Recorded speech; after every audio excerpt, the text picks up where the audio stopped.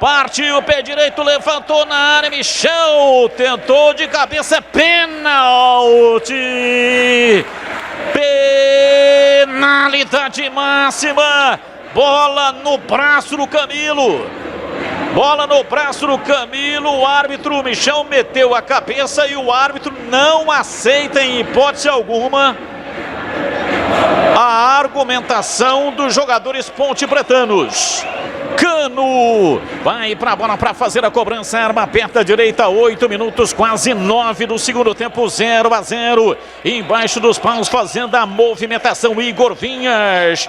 Germán Cano, autorizado, argentino de 33 anos, fica em cima da risca frontal da grande área. Cano, pé direito, bateu, é gol!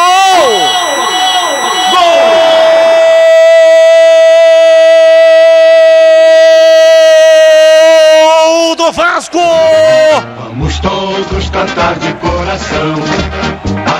Cano, camisa número 14, partiu, bateu firme, deu uma pancada, a bola entrou no canto baixo esquerdo de Igor Vinhas.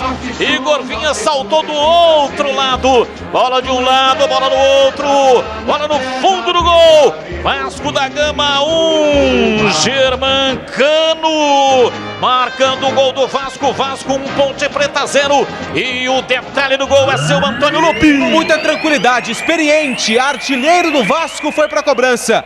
Praticamente no meio do gol, Germán Cano no pênalti de segurança, marca o primeiro do time carioca na partida. Germán Cano, ele que é o artilheiro estrangeiro do Vasco no século XXI, marca o primeiro gol dele na Série B, o primeiro do Vasco no jogo. Tá no placar do Moisés Lucarelli, Ponte 0, Vasco 1.